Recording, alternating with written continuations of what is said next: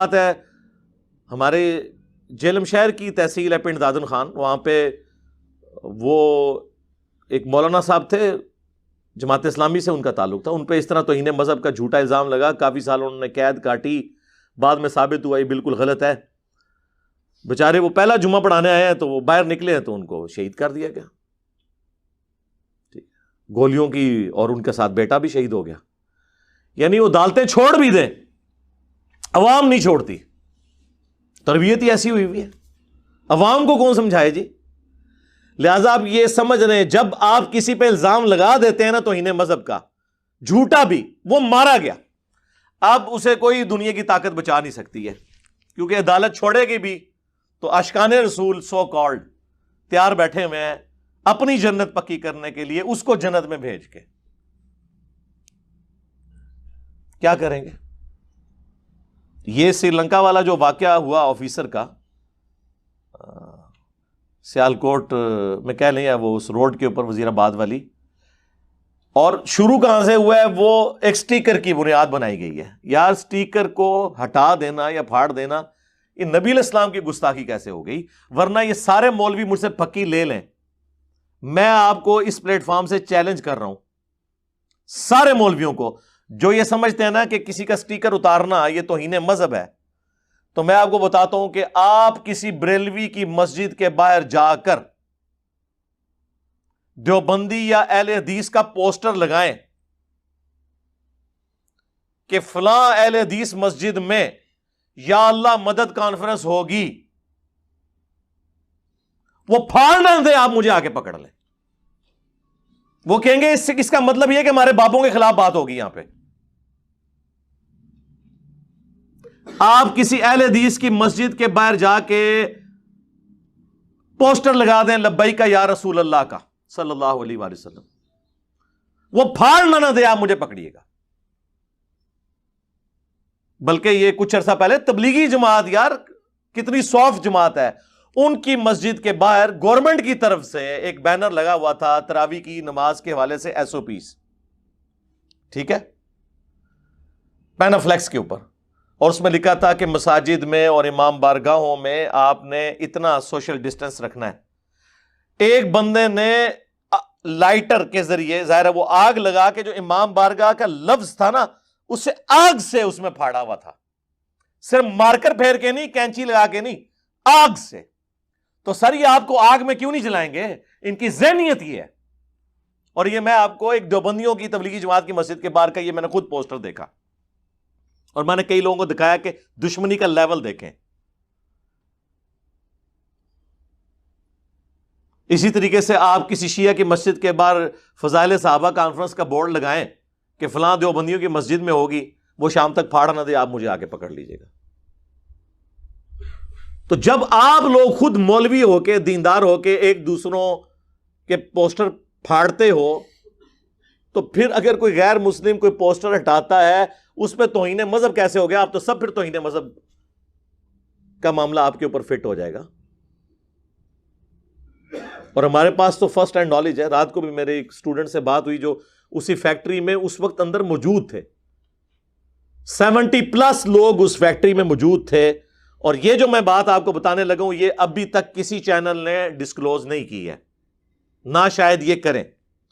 سب سے بڑا جھوٹ تو چینلز پہ یہ بولا جا رہا ہے کہ وہ جو آفیسر تھا سری لنکن، وہ اس فیکٹری کا ملازم تھا، وہ اس فیکٹری کا ملازم ہے ہی نہیں تھا۔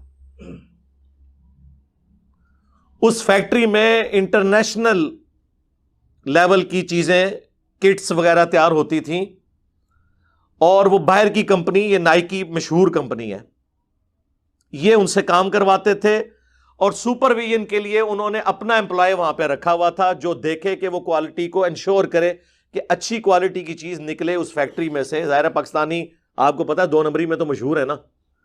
تو وہ جو سری لنکن آفیسر جو پچھلے 7-8 سال سے وہاں پہ تھا، وہ اس فیکٹری کے مالک سے تنخواہ نہیں لیتا تھا، بلکہ جس فیکٹری کے لیے وہ فیکٹری کام کرتی تھی اس سے وہ تنخواہ لیتا تھا۔ وہ آؤٹ سائڈر تھا کوالٹی کنٹرول کرنے کے لیے وہاں پہ۔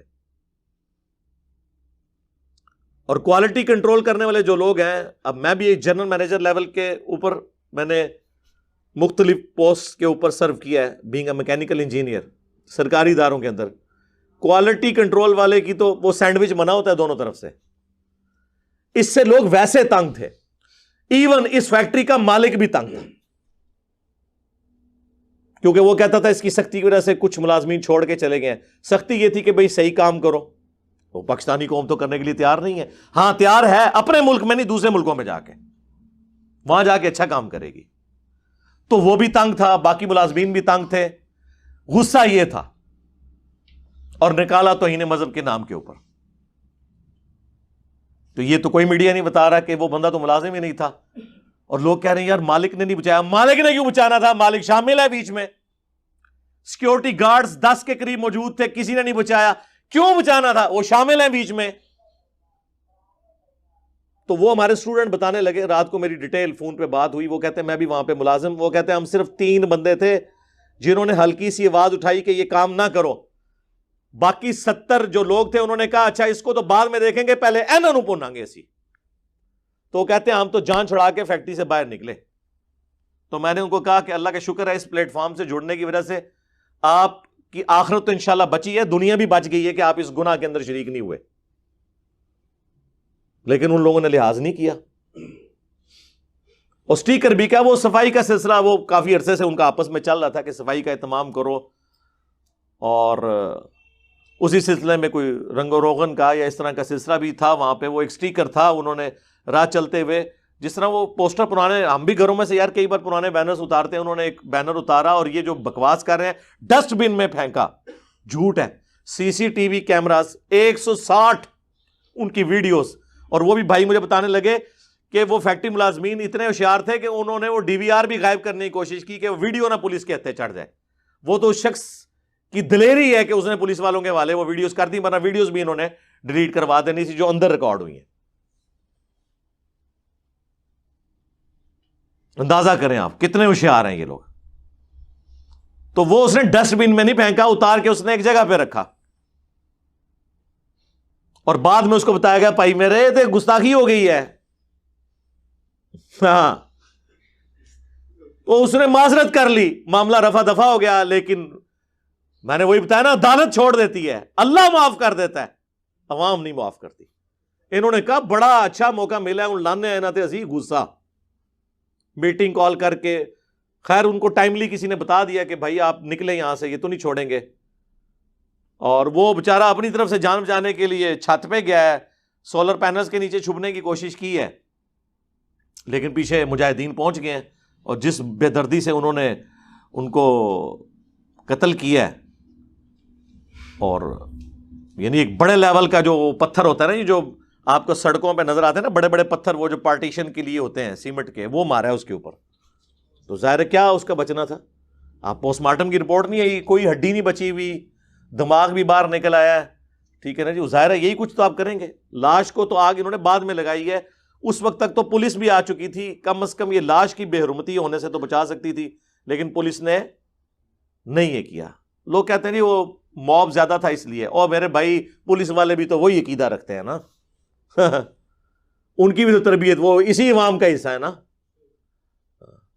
یہ جو پشاور میں تھا وہ غازی خالد جس کو کہہ رہے تھے کدھر ہے اب؟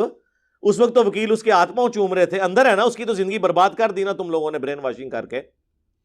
اس کے ساتھ پولیس والے سیلفیاں بنا رہے تھے، یہاں بھی لاش کے ساتھ سیلفیاں بنا رہے تھے، آپ نے نہیں دیکھا؟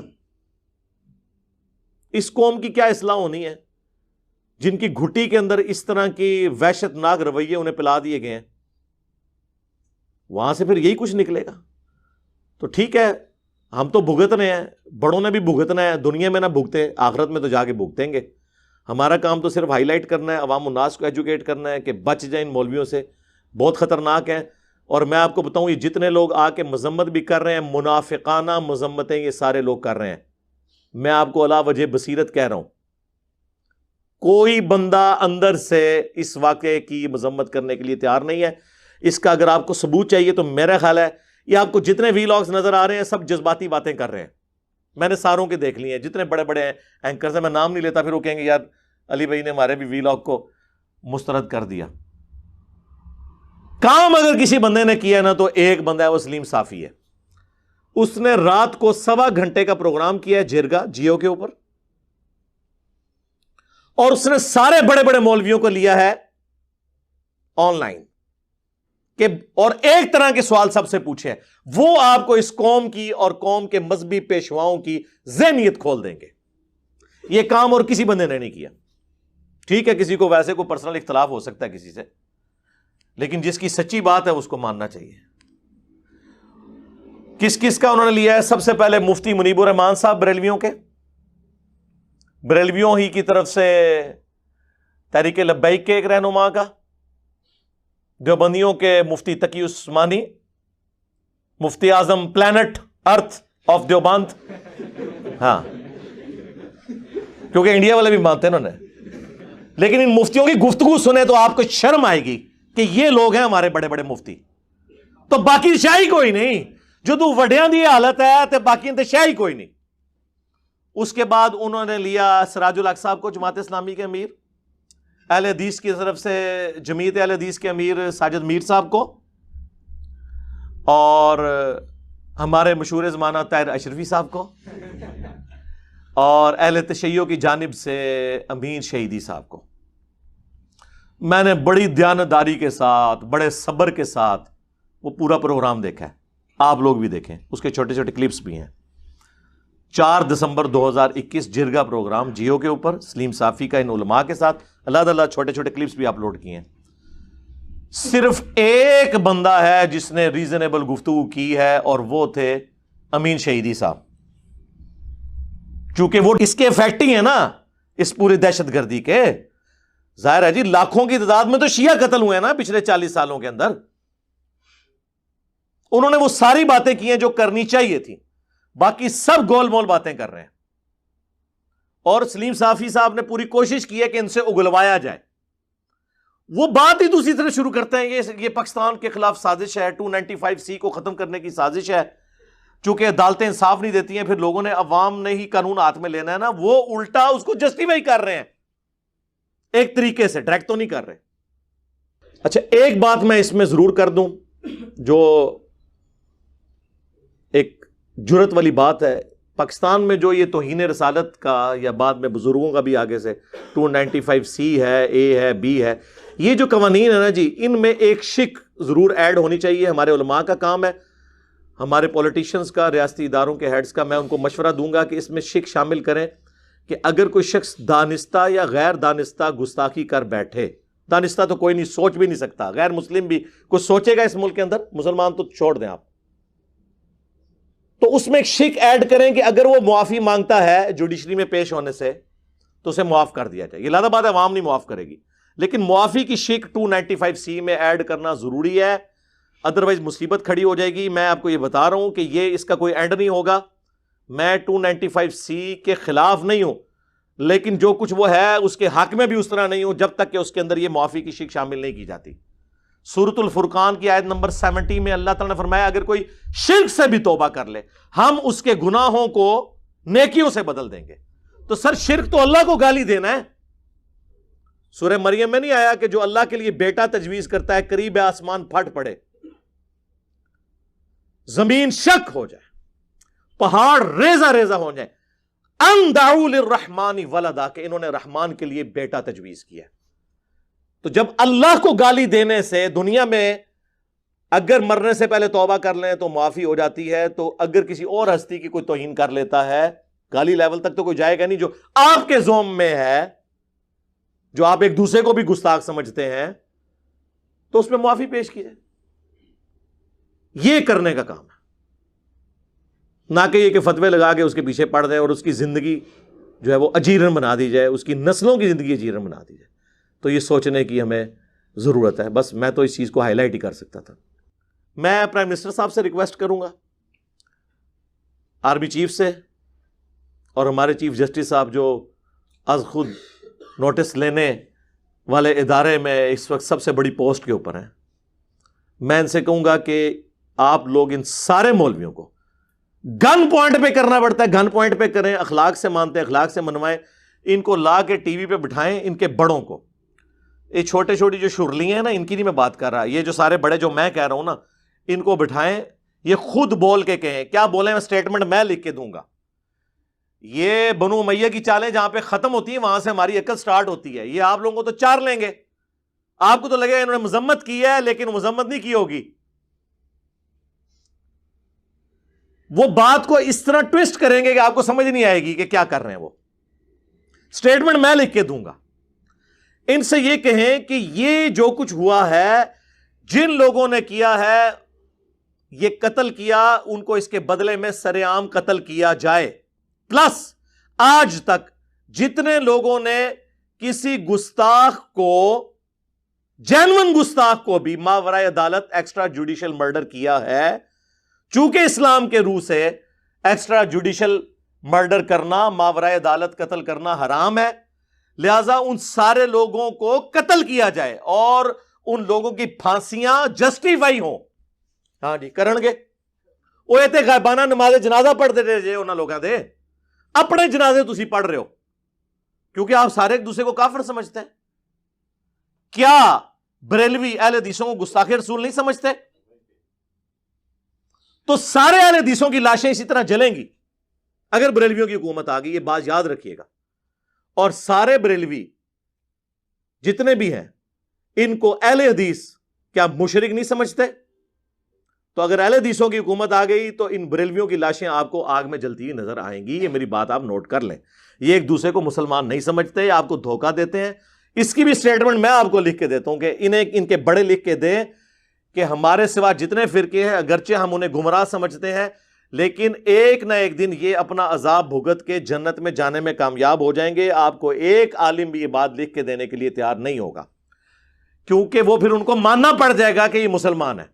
ویسے کہہ دیں کہ ہم مسلمان مانتے ہیں لیکن وہ تقیہ کریں گے، توریتاً بات کر رہے ہوں گے. اس طرح آپ کو کبھی نہیں لکھ کے دیں گے. اور کیسے لکھ دیں؟ ان کے بڑے ایک دوسرے کو اسلام سے نکال گئے. کس کس چیز کا رونا رویا جائے. اب بات کہاں سے شروع ہوئی تھی کدھر نکل گئی ہے؟